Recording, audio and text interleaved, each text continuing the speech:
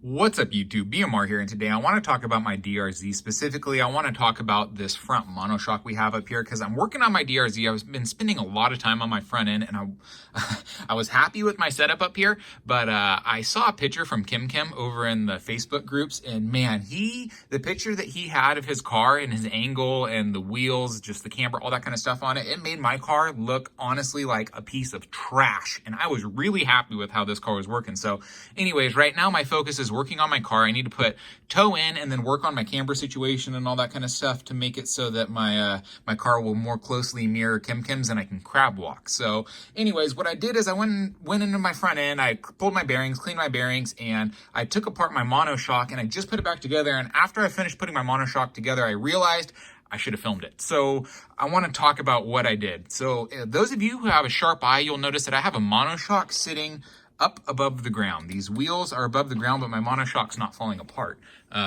So if you guys use the monoshocks, then you know that like when you lift up your monoshock, it's really annoying because your wheels have a tendency to just fall apart.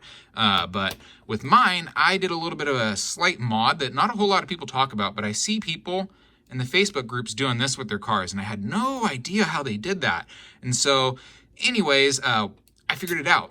All you have to do is tie these two bars together, your two posts. So if you look in there, there's actually a middle hole. I have no idea what this hole is really supposed to be used for, but what I use it for is dental floss. No joke, guys. I'm using dental floss. I did my best to remove the wax from the dental floss, so maybe fishing string would work a little bit better. But all you have to do is wrap a piece of something through, dental floss or whatever through. So I went this direction through it, and then it's good to have some pliers so then you can grab this and pull it back, and make sure that you wrap your string in front of this front bulkhead, because if it's in front of the bulkhead, it's not going to mess with your steering at all. It's all it is wrapping around these two mono posts. And then I brought the wire or the string through here, back out the front, and then I have it tied in a little knot. It's kind of hard to see it in there, but it's pretty clean. And it's actually, that knot is not even touching this front shock. So, it's completely independent, and my whole system, it's able to move really, really nicely. So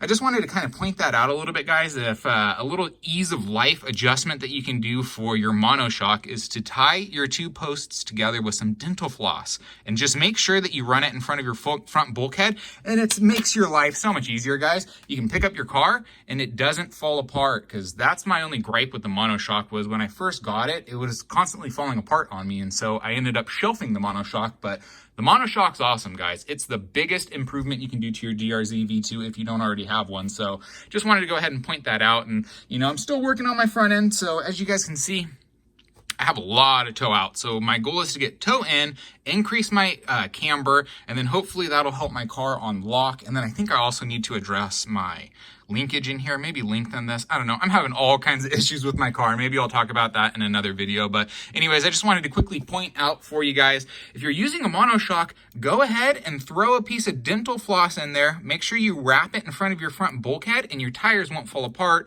And then you have this really cool effect, which I believe helps with body roll. I'm not 100% sure, but I see the guys that are really good doing it. So, I'm trying to copy them.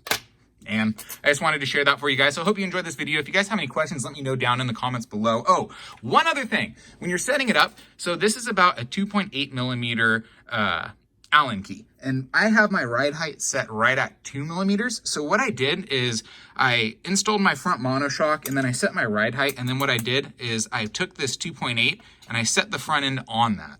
And so then I tied my string and did all that with this sitting at about 2.8. So if you look, my springs, they decompress a tiny, tiny bit. But then when I set it down, watch the springs. See, they compress just a tiny bit, and I was able to do that by lifting it up to about 2.8 millimeters, and that worked really well for me. So just a quick little tip for you guys. So anyways, that's it for this video. Let me know if you guys have any questions down below, and let me know if you guys are running monoshocks and if you have a similar setup, or if I'm way off, or what. Just let me know what you guys think of this. So anyways, hope you guys enjoyed this video. Hope you guys have a wonderful day, and see you next time.